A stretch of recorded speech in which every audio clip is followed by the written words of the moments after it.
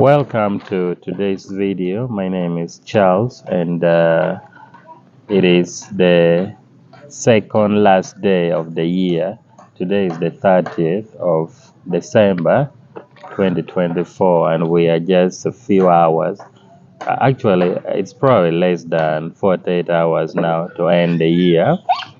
And of course, as a farmer, I'm here today to give you my last video of the year, and this will be to prepare you for 2025 because when the year starts, it's just few months, and as a farmer, you have to start your preparation early enough. You have to start running early enough. You should not wait until it's now the day then you start. So today I want to review the newspaper, and we have what is called New Vision, and that is one of the Ugandan papers where there's a part where they bring farming information. They call it the Harvest Money. Now, there's one article that caught my attention, and of course, that's what I want to talk about. I've been planning actually to make a video about this to guide you as we enter 2025. Now, on the Harvest Money, they're saying look back at 2024 agriculture moments, and of course, they're looking at some of the enterprises like that you should venture into or what you should plan in 2025. Now, in this video, we may talk about crops only. Maybe in the next one, we can look at the other animals and the birds bit of it. But of course, if you always watch my channel, then you already know that I keep bringing different topics right here on this channel about farming from northern Uganda. Now, looking at some of the plants or crops you should plant in 2025, one of my big concern and the research that I've done in 2024 this year that is ending, which unfortunately is a challenge by the way, is that people of northern Uganda are so focused on growing seasonal crops, and these are crops that takes maybe 2.5 months to 3 months, and then it's ready for the market. This is not bad, but of course the world is changing so fast. It's a right time we should do things differently, because we cannot be doing things the same way our great grandparents used to do maybe 50 years ago, 30 years ago. It may be the same, but at least there has to be some slight changes. We have to bring in some bit of modernization. So just going straight to what has been put here according to Harvest Money by New Vision, I'm going to mention some of the crops that you need to consider growing in 2025 if you are planning to do. And just seeing the highlight here, I'm seeing one highlight is saying, according to the Ministry of Agriculture, Animal Industry and Fisheries, the per capita consumption of bananas is about 440 kilograms per year in Uganda. That is per person. So, and of course, they added that as the population grows, the required tonnage will increase. I've been talking a lot about banana right on this channel. I've personally met a lot of farmers. Even just recently, I met another farmer, which majority of the people watch the video. I've been bringing a lot of videos talking about banana production, how to grow banana. I even took an initiative to visit Western Uganda, which is the largest supplier and producer of banana in the whole of Uganda, no doubt. I went there, did my research, got some information, educational videos, which I believe some of you have watched. So number one on the list is banana. Banana is a crop that, if it's well taken care of, can take even over 50 years. Why? You already know I did a lot of videos. If you have not watched any of my banana video, just check on it, and you'll learn a lot. So if you have some small piece of land, might be half an acre, even more, start doing banana. Even if you can start with only 10 of them, that's okay. Start with 10. Just know how to take good care of it, then surely it will sustain you and your family. Of course, like we always say, you don't have to start big. Start according to your capacity. You don't have to start with what you're not able to take care of. Start with something you're able to take care of. So number one is banana. I really implore you to think about that and venture into banana, because it's much better than the seasonal crops that we do. And one thing I got from a very experienced farmer who has been growing banana, he told me from 1 acre, once you've started selling it, you can be earning, if little, then it is 700,000 Uganda shilling every month. That is if little from 1 acre. So that's something to consider. Now, secondly, we are looking at avocado. Now, throughout 2024, there is one type of avocado that is currently dominating the market, and it is coming so fast. However, I've not yet met many farmers who are doing it or people who are embracing it. But of course, there is a specific type called ash avocado, and ash avocado is in the market. Avocado generally, I think, regardless of any types or any variety, avocado, people like fruits. Avocado, you can consume it, you can make with juice, you can do some bit of value addition, and quite a lot. So another things you can think of is planting fruits like avocado. Again, like I say, you can start with just small numbers and you keep on increasing. Another thing we are looking at is cocoa. Now, according to Harvest Money, they says cocoa farmers have seen significant gain this year. A kilogram of fresh wet cocoa seed sells between 10,000 and 80,000. Wow. While well-drained seed can fetch as much as 360,000 Uganda shilling. That is around $100. Impressive. So now, some researcher named Joseph, with the National Coffee Resources Research Institute in Mukono, urges everyone in the cocoa production value chain to maintain the quality that has long attracted the market. He also emphasizes that the need to increase production. Now, normally everything that I share with you, it means I've either seen it or I've interacted with someone. I personally visited some region uh, that people do cocoa. It's very unfortunate that all these things we are not doing it in the northern region of Uganda. But I'm impressed throughout my journey in this year. At least I've seen there are already people who are doing it, people who are putting it. Like I know a farmer who is having around 10 acres of cocoa in Gulo here, another one 2 acres.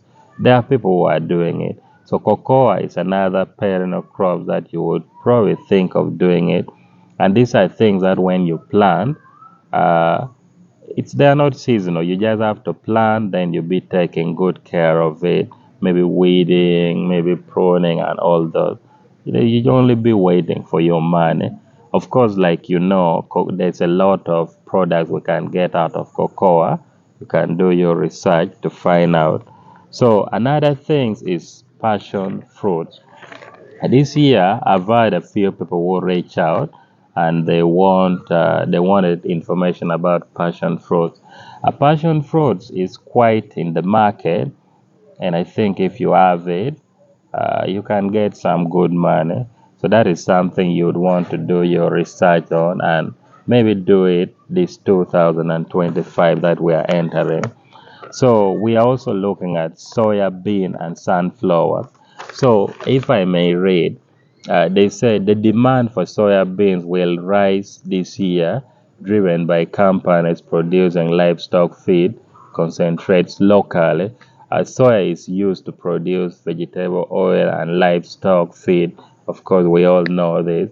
So annually, Uganda spends around 370 million dollars. That's around 1.4 billion Uganda shilling on importing crude palm oil, refined sunflower oil, soya oil, and also olive oil. Now, one thing that makes me feel bad sometimes is that here in Uganda and here in northern Uganda, we have one of the best land, one of the best fertile farmland. There's a reason why Uganda is called the Pearl of Africa. There are different reasons, by the way. So one thing that pains me so much is that why do we have to uh, import certain things, yet we can actually produce them locally from here, and now we can sell it from here. Maybe we can instead export to other people. Like as a farmer, as someone who care about people's health, I'm very proud and I'm very happy consuming something that I have produced myself, or something that at least I'm sure of the source how it was produced. Because with a lot of chemicals that we have nowadays, we cannot just you cannot just trust anything you buy from the supermarket or you buy from anywhere you don't know, because you never know, you may be consuming something that was produced 2 years ago. Maybe they just use something to make it look fresh. So soya bean and sunflower, at least I know 2024 there has been a lot of people who have been producing soya bean and sunflower. So according to Harvest Money, that's something you should actually think of doing or growing in 2025. Now, there's a lot. Let me just mention this one, then now I'll conclude. We have things like mushroom. Unfortunately, I've never interacted with any farmer who is doing mushroom. But if you are watching this video, then you grow mushroom, please reach out to me and we can come and we share. Or if you know a farmer who is doing mushroom and would like to share their stories, please let me know. We have cassava.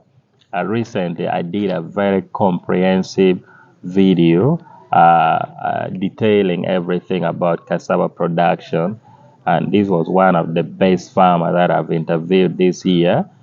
You can check out my channel to see about cassava. It was a video of almost 40 minutes to 1 hour. So cassava is a big deal, and the best time to grow cassava in northern Uganda is normal around uh, to plant is normal around March, April there. Of course, that means you have to start preparing your garden early enough. So another thing we are looking at is the vegetables. Now, when we look at vegetables, there are different types of vegetables. So yeah, vegetables is something that doesn't really take long, maybe just few weeks and it's ready. So it depends on the type anyway. So lastly, for today is coffee. Now, let me read. Here is saying, I think this is a Luganda word. It's saying, Emwanyi Terimba is a slogan used to promote coffee growing, meaning that if you plant coffee, you can never go wrong because you will always make money from it. Because coffee will not yield in 1 year. The sooner you plant it, the better. So the government has intensified coffee production, intending to produce up to 20 million 60 kilograms coffee bags by 2040, which means that the demand for coffee is still very high.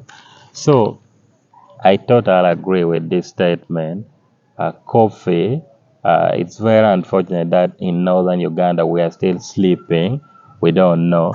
But our brothers and sisters in other regions like central Uganda, eastern, I think even western, they grow coffee so much and they have been benefiting from it a lot. So it's the right time we, the people of northern Uganda, should also wake up because there's money in coffee. And here, even if you're giving someone seedling for free, people don't want, but other people are buying coffee seedling very expensively. So coffee is actually a very big deal. And I think, of course, there are different types. We have the coffee bean, the coffee seed, something like that. Normally, the smallest amount is probably 10,000 or maybe 8,000 or even 15,000, depending on where you're selling it to. That is per kilo. Now, imagine someone is selling their coffee 1 kilogram at 8,000. Then you, who is a maize farmer, is selling your maize at 500 shilling per kilo. How do you feel? How do you feel? Yet you have capacity, you have the land and everything. So this is my message to you as we end this year, 2024. I know there's a lot that has happened maybe from your side, even personally from my side, a lot has happened. Along the way, I made a lot of mistakes, but of course, along the way, I had to learn. But that is what happened. Maybe along the way you got lost, you planted something, they did not yield the way you want. Maybe you got affected by this climate change. But all I can say is please don't give up. If 2024 did not work out for you, please plan accordingly in 2025 because you never know. It might be your best year or it might be your breakthrough year. So there's a lot to talk about. There's another thing that caught my attention somewhere about chemicals, too much use of pesticide and all those. I'm going to bring someone soon. We'll have a discussion about it. But also, if you are able to do organic farming, it's the best. They say organic farming is expensive, which true, but it's the best. So that is it, and that is my message to you. My name is Charles, and I wish you a productive and a successful 2025. Thank you so much for watching this video. Thank you so much for always supporting this journey. Uh, 2024 was summer, but of course, I hope to deliver the best in 2025. Let's keep supporting each other. Let's keep embracing agriculture because it's us farmers who feed people. Much as many people maybe don't like farming, but our life, our daily life, depend on farming because every day you have to take breakfast, you have to eat lunch, you have to eat supper, you have to eat. So our life depend on agriculture. So, and of course, if you are maybe not a Ugandan, but you plan to come and invest in Uganda in the agriculture sector, yeah, if you maybe want to come to northern part of Uganda, I'll be more than happy to guide you. And we have to change this region and this nation together. Thank you for watching. I'm going to see you in the next video.